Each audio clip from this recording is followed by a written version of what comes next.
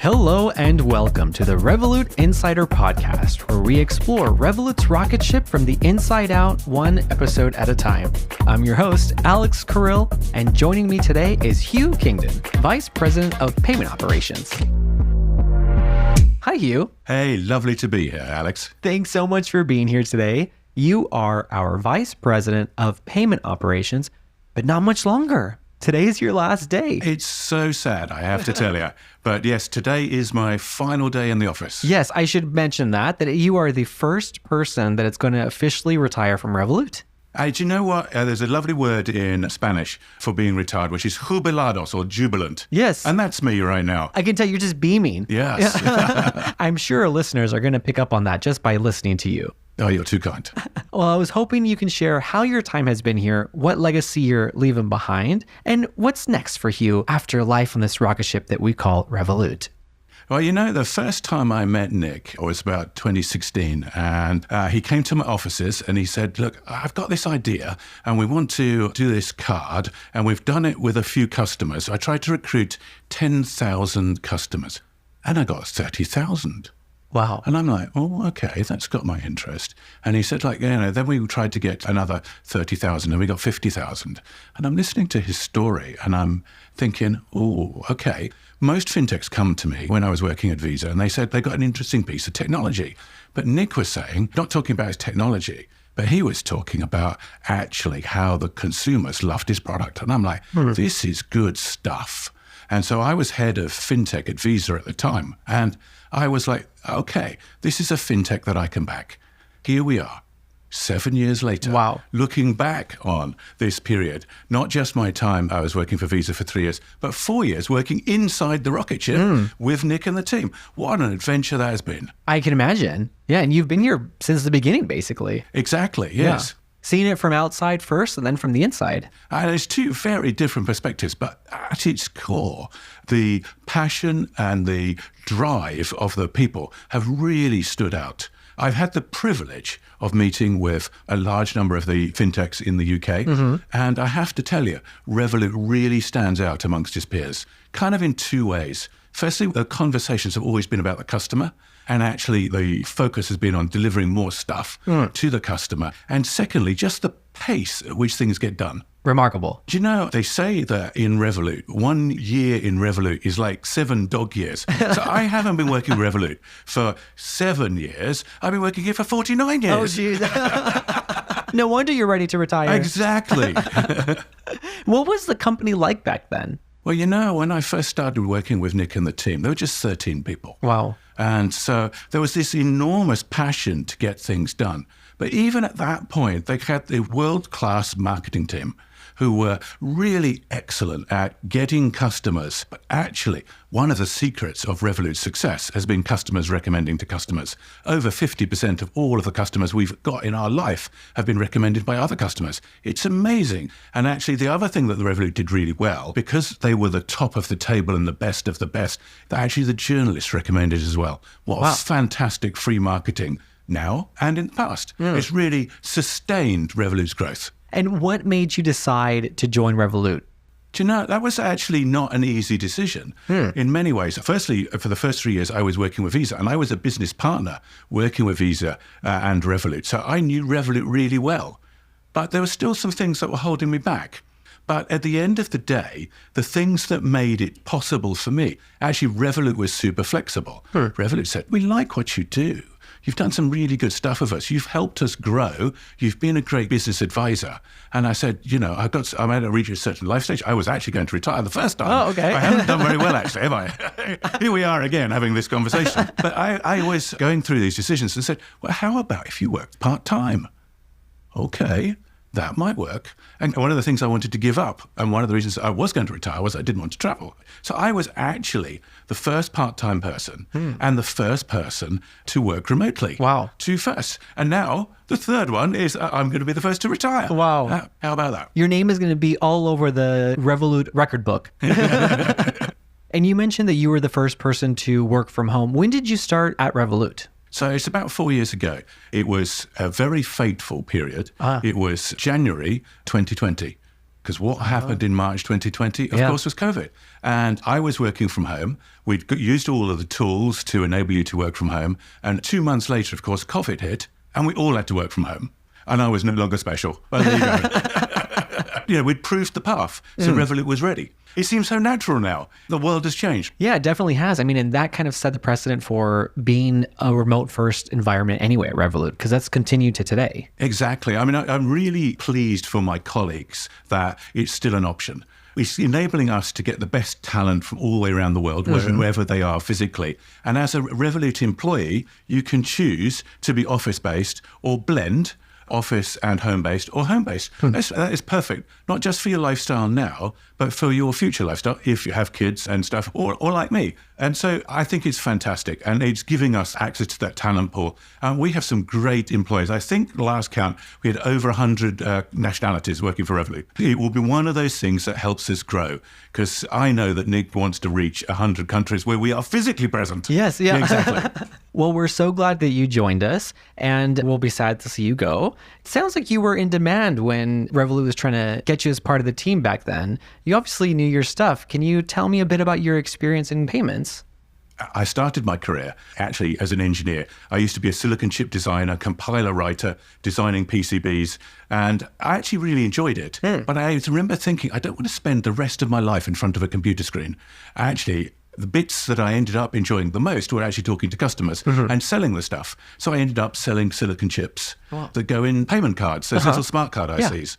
And that took me into MasterCard and Mondex, where we were actually involved almost before the internet in minting fiat cryptocurrencies 30 years ago. Wow. Before Bitcoin had ever been invented. But we were just too early. The company went bust. Oh. That was the first of my business failures. So then I went into Barclays and I was working on e-commerce at the time when actually it was almost impossible to secure a transaction, and you were typing your card numbers into basically insecure websites. And so we had to sort all of that out and make that secure. And we did the world's first 3D secure transaction, which authenticates that it was Hugh that did the transaction. And we did the first one on mobile. And I actually built the first mobile credit card site in Europe. Wow. Again, though, unfortunately, too early. It was too early because at that point, you could only get 3 lines of text on a mobile phone screen. And the speed of the connection, not one of these 1 gigabits, it was 300 bits a second. How do these phones look during this time period, so you can give listeners an idea of what time period you're talking about? Well, these phones, they weren't quite the big bricks that you see. They weren't quite that bad. There wasn't texting with those yet. Yeah, I'm not quite that old. Thank you. I noted that. You're going to get down on the naughty list. But phones were about the size of a cigarette packet. They had a keypad on and just a very tiny black and white screen. And they really did nothing. The best one had Snake and you could play a little game. No, those old Nokia. Exactly, that's ones, the thing. Yeah. But they really didn't do anything. And to text, you had to press a number 3 times. And, I remember that. Yeah, exactly. So with those phones, we were really too early. So a lovely technical success, but a perfect commercial failure. So from there, I ended up going, working with Barclays, and actually I changed roles. I ended up writing the business strategy to enter India and enter Asia for Barclays. Very different tasks. Launched personal loans in Spain. I spent some time in mortgages. Unfortunately, though, remember that credit crunch? Oh, that 2008 or so, didn't end well. Didn't end well at all. So I picked myself up and dusted myself off and went back to cards, so back to credit cards. And I worked on moving money from one person to another or one card to another. And we launched that service in Russia.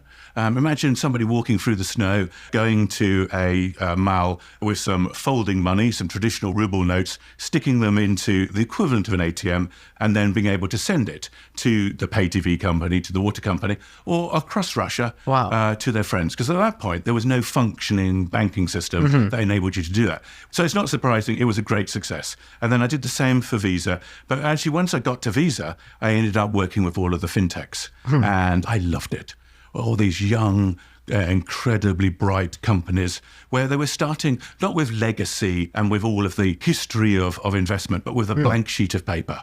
And they were designing better products, moving faster and better serving the customers. And it was really liberating. But do you know what? The company that I worked with at that point, we couldn't move fast enough. For every day I spent talking to Revolut, I'd spend 9 days working behind the scenes to get it done, as Revolut would say. So I had to work very hard reinventing all of the processes, redesigning it. Because by that point, I'd worked with fintechs and startups 3 times that had gone bust. Wow. I knew that actually the importance of 2 key lessons. The first key lesson is the importance of being first and getting your product out. That speed to market is really, really key. And the second thing I knew was the importance of capital and having money. And so the way in which the company I was working for at the time had designed things, they wanted collateral, they were paying monies very late. And for a startup, it was a nightmare. So I had to redesign all of their business processes to actually make them suitable for customers like Revolut. So I can see why Revolut wanted me, because I'd proven that I could drive change in a complex organization. Speaking of that, how do you make yourself in demand from a career point of view? Oh, that's such a hard question. I think that it has to be that you have to learn a lot of key skills. Now, for me, I've tried to put myself in challenging projects and situations. One of the examples is I was asked to build a business plan to enter India. And when we did the analysis, I had to put myself in the shoes of the board of this legacy bank and all of their risk aversion that they would have, and think about how can we build a business plan that's safe, entering a country with a different culture, which is geographically 4,000 miles away, and has actually varied. And so we had to think very hard and do that really detailed analysis. How could we build a risk-free business plan despite the evident risks that were there? The Revolut skill, by the way, we would call it, is called thinking deeper. Okay. And that really made me level up. It was an opportunity to use the skills I had learned doing my MBA and put them into action. And that was a real pivotal one for me, because that turned me from being a specialist actually into a generalist. How do you pull together all of the streams of activity across an organization? So then when I was asked to lead the fintech projects in Visa, it was quite natural. How do you pull together the resources all the way across the organization to deliver demonstrable and meaningful change? And as a result, by making it happen, I've been able to establish a reputation for getting things done. And you have to manage your reputation. So gently, little by little, I was involved in the Emerging Payments Association and other things, got my profile out there. Okay. But of course, it doesn't harm to help to meet a few fintechs and get your face out face to face, Exactly, right? yeah. There's kind of a coincidence there that you were starting in a fintech, let's say before it might have even be considered a fintech. You said 30 years ago, and then you found yourself working with fintechs when they really started coming to market. And I think for me, people often ask me, what's it like working in a fintech? When you're concerned about working in a fintech, I actually think for me, it's been liberating. Actually, I feel more at home working in a fintech than I did in a legacy bank, with stovepipes between each of the teams. You could only have meetings between people of the same seniority. The boring bureaucracy. I love, actually, the egalitarian, can-do attitude working in fintech. This is actually my true home. I'd love to hear that. Going back to making yourself in demand, do you think confidence has anything to do with moving ahead in your career? It must have. But for me, confidence is built on ability and practice and learning. In my personal life, actually one of my passions is whitewater canoeing. Wow. And I love whitewater canoeing. But if you canoe a river that's too much above your ability level, you're going to take a ducking. Yeah. You're going to have a swim, or at worst, you're going to roll up again having been bashed over. And you've got to be prepared to take your knocks. So you gently have to increase the level little by little by little. But the key thing here is to keep pushing yourself. Keep trying that little bit harder. I've always tried to find roles where there's an opportunity to do that a little bit more and to learn more. And I'm sure as you've been leveling up, you've seen the fintech world evolve quite a bit. Oh, my goodness me, yes. We're very lucky and privileged to be here now. The environment post the big financial crash was very supportive of fintechs because it wiped away an entire cadre of competitors and left you with, unfortunately for the poor old consumer, an oligopoly of legacy banks. and not much beneath. And into that vacant space, the fintechs have emerged, partly because the regulators deliberately wanted to generate and encourage competition. And that was a matter of public policy. And actually, they created an opportunity because all the customers were being underserved. And into that opportunity have come companies like Revolut and Monzo and Starling, etc. And they have done very well. But they are now reaching that point where they are not just nice features, they are actually winning very large amounts of customers from the legacy banks. And now the legacy banks themselves are beginning to look very threatened. Yes. And do you think that you've contributed to this change in the fintech world compared to traditional financial institutions? I think I've contributed in two different ways. The first way was when I worked for one of the payment networks and brought them into the market and helped them compete, helped design the set of services that fintechs like Revolut would need to be able to support their launch. That kind of ecosystem support that gives them the safe environment that enables them to get started, both in terms of their technical journey, simply making payments, and actually be able to scale.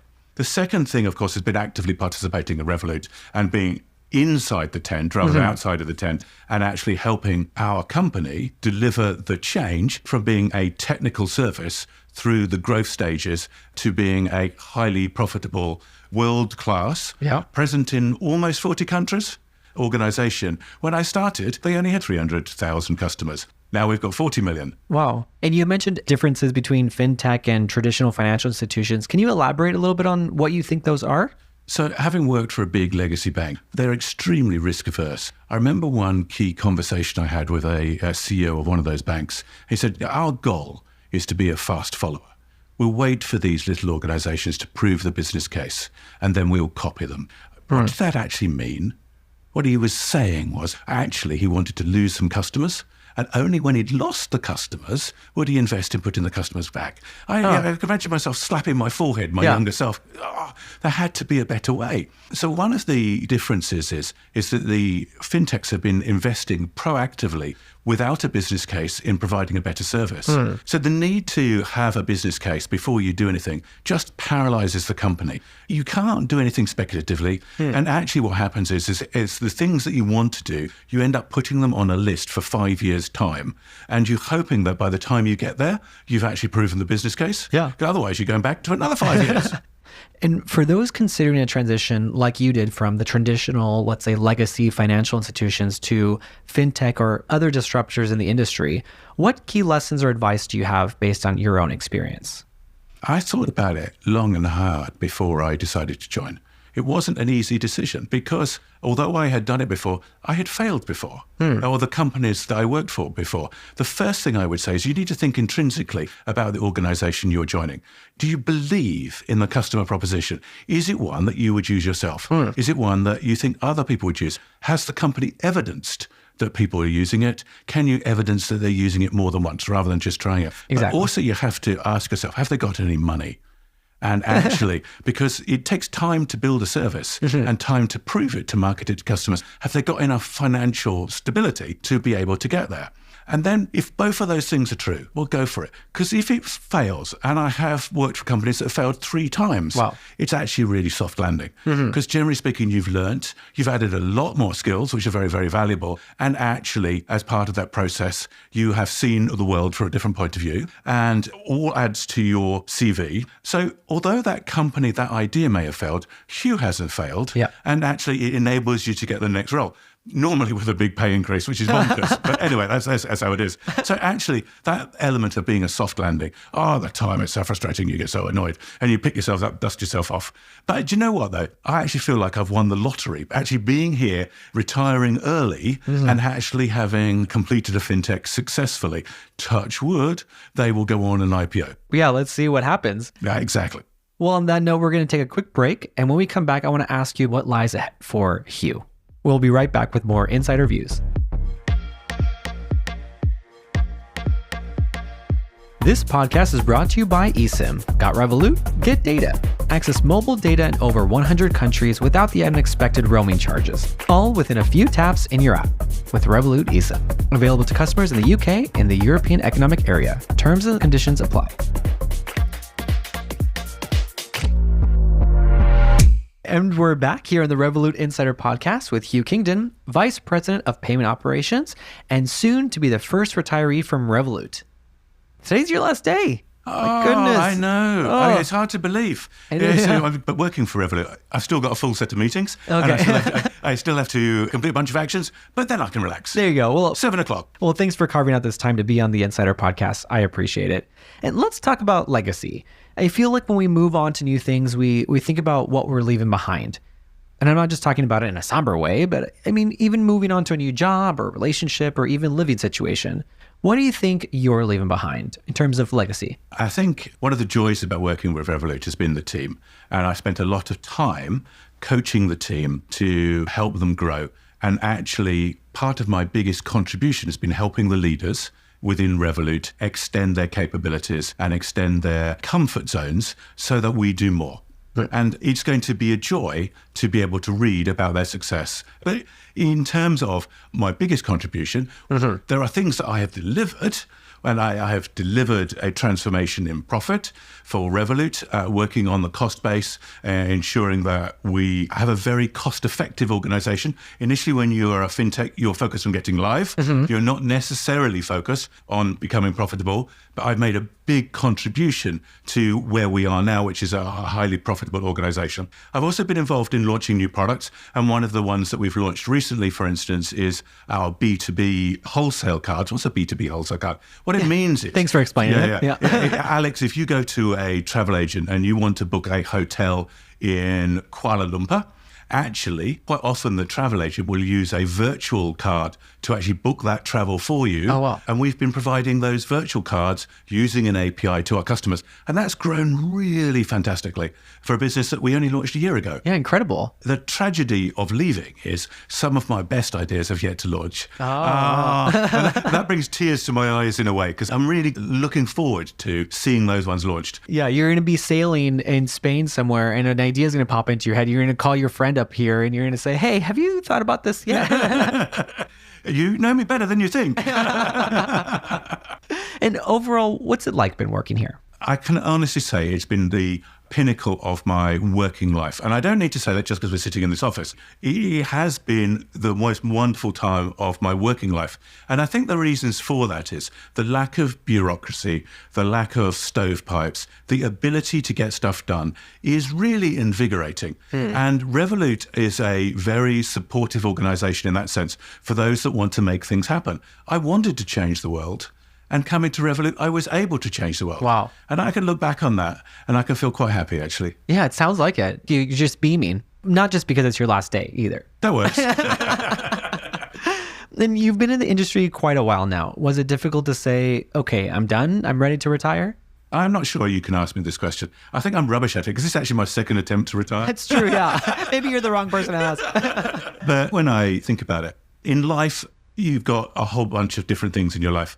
And work has been very important to me, but it's not the only thing that's important to me. Balance in life, family, etc. And I really wanted to put more balance in my life, reduce the work element and spend more time with my wife, my friends, and do some sailing, some canoeing, some traveling, some of the things that you've put on the back seats. Yeah. We were speaking to Alex before the show, and I actually want to win a sailing championship. But I haven't had time to practice and to train. I mean, I go at the weekends, but I actually maybe I'll have time to train. But I think my wife and I might have ideas. I think I might have a long list of jobs to do. Well, maybe a better question would say, when do you know it's the right time to make a change in your life? I think that's a great question. And I think the answer to that for me is when you think you've achieved as much as you can in your current role. And I think I had reached that point. It was time to do something different. Yeah. And you've started in Revolut in 2019. So just doing some quick math here. If you're eligible for retirement now, you weren't exactly in your early 20s when you started. I hope that's okay to say. He's very polite, isn't he? So Revolut might be a fairly young company at almost 9 years old. But do you think Revolut is a company for only young people? I can safely say no. And I say that not just because I am old. I mean, to older. It was your implication, right? No. I think actually, if you think about people's journeys in life, when I was in my 30s, I was not as good a business person as I am in now. I have learned a lot in that extra 20 years. I have learned more technical skills. I've learned how to manage people. I've learned how to manage projects. I've learned how to get it done. Yeah. Actually, companies like Revolut need older people who have the ability and experience to get things done, who've been around the block. And actually, as an older person working for Revolut, it's incredibly rewarding because actually you get more freedom and more ability to get things done than you do in some of the legacy other types of organizations. Interesting. So it's actually a better fit, not a worse fit, in my view. Yeah, I love to hear that. Definitely. What would you say to the next generation who will be the industry leaders and experts like yourself for tomorrow? I think I kind of had two pieces of advice, but I have to say at the beginning, I'm not sure that when I was younger, I would listen to my own advice. But if I was in a listening mood, I think what I would say is, firstly, invest in yourself and invest in learning. One of the most pivotal things I did in my working career was, firstly, to choose roles which I thought were going to stretch me and actually seek out roles where I was going to learn new things that would enable me to get the role after. Exactly. So, make sure you have a semblance of a plan. It doesn't have to be, I'm going to be here at 20, here at 30, here at 40, but more, what are the sets of things you want to do? Where do you want to be 20 years from now? What are the sets of things that you need to have learned by the time you get to that age? Yeah. And then the second thing that has been important to me is I've invested in my own learning, and I've always read around the subject and that kind of stuff, and I did an MBA. I remember when I started it, I was 25, and I did it distance learning, which isn't the easiest way, because I was working during the day, doing a full-time job, and then studying every evening at the weekend. Wow. That was a bit of a difficult period in my life, I have to tell you. But the skills that I learned during that process have been life skills that I've used all the way through. And I would encourage people to do something similar. I love that. Thank you. Okay, so now on to you. As you approach retirement, what are your plans and aspirations for this next chapter of your life? At one stage, it's the most amazingly exciting experience, and I'm really looking forward to it. At the other, I actually haven't given myself time to plan. Yeah. How rubbish is that? But if I have my crystal ball in front of me, I think I can see some traveling, some sailing, some whitewater canoeing, some mountain biking, some time at home. I might have to do a bit of DIY, you never know. and actually, I'm really looking forward to a well-earned break. Yes, you deserve it. Yeah. Do you have any final thoughts or messages you'd like to share with your colleagues and the Revolut community? Oh, guys, I'm going to miss working with my Revolut colleagues. They have been my life friends on the journey, and we will keep in contact well beyond our time at Revolut. So I think my message is keep in touch, keep innovating, and complete the IPO. I am looking forward to seeing Revolut, whether it be on the London Stock Exchange or the New York Stock Exchange. I am looking forward to reading about your future success. Good luck, team. Well, on behalf of the team, I'll say thank you. One final question to you, Hugh. I know you had mentioned earlier you probably wouldn't listen to your own advice when you were younger, but just in case, what advice would you give to yourself when you were just starting out in your career? I would say take the time to find yourself. I actually tried a range of roles. I started in engineering, I tried marketing, I tried sales, I tried big companies and small companies, and it takes time. You have to find yourself. And to find that center, as it were, you've got to try roles, look for the world in different eyes, and ensure that you learn. And you don't have to be the person you thought you wanted to be at 22. Give yourself the freedom to experiment. I really love that. And on behalf of Revolut, I'd like to say a big thank you to you for all your hard work and always embodying that never settle spirit. So thank you very much. After my 49 dog years at Revolut, I am delighted to be jubilado. Yes. Well, happy retirement. Thank you very much. All right. And for those listening, thank you so much. And you can add the podcast to your favorites so you don't miss an episode. And follow us on Instagram at Revolut Insider. Thanks for tuning in to the Revolut Insider podcast, where we explore Revolut's rocket ship from the inside out. Until next time, remember, the sky's not the limit, it's just the beginning. Revolut, change the way you money.